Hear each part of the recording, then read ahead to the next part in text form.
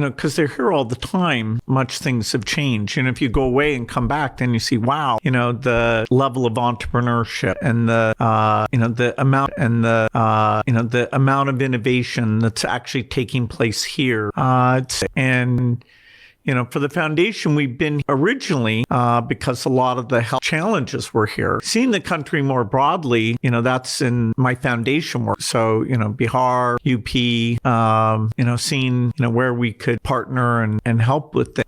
There's a lot of great places in India that I haven't been to. Talking about Microsoft and taking people from here to US, people like Satya Nadella, Sundar Pichai, there have been incredible CEOs around the world. And India's had a particular emphasis on,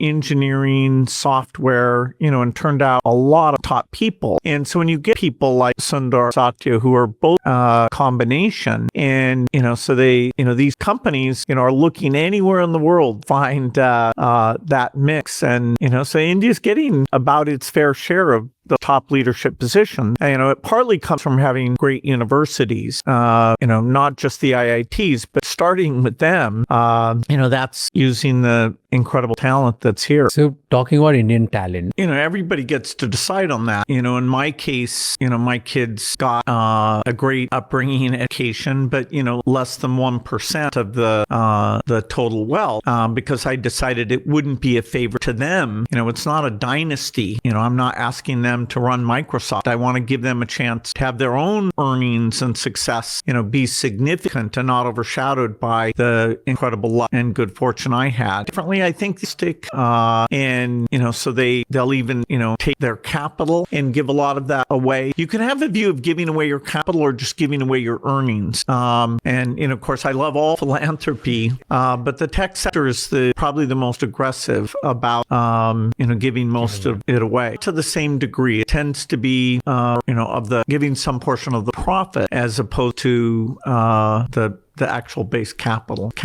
You don't want your kids to ever be confused about your support for them and your love for them. And so I do think explaining early on your philosophy, your support for them and your love for them. And so I do think explaining early on your philosophy, that you're going to treat them, all equally, and that you're going to give them incredible opportunity. Well, you'd mostly start a company because you think you enjoy working on something and you think you have a world-class understanding of, a unique contribution. If you think you understand, fusion, that's great. If you're successful, which, that's risky, you could really improve the world. AI is sort of, that's risky. You could really improve the world. AI is sort of today's equivalent of what I did when I was young, to see, wow, the possibilities are unlimited. And so, I'd probably be doing, one of these new AI companies if I putting a lot of money into it. And the number of companies globally is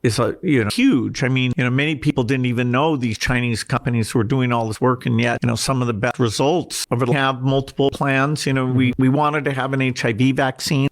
We don't have that yet. We're working on a very cheap toilet, but it's still too expensive. So that's taking a lot longer. We don't have polio eradication done. I'm still very committed to that, but it's taking a lot longer than we thought it would. When you're young, if you're here in India, you can probably travel, some modest distance, an hour, access things. I would say in India, programs like the Aboriginal District Program, India does about the places that are the worst off. And that's pretty impressive. Even issues like sanitation that most governments, and I get to sit and talk with the top people at OpenAI, and I get to play around with things. But then when you think, okay, now what about AI applied to mental health care?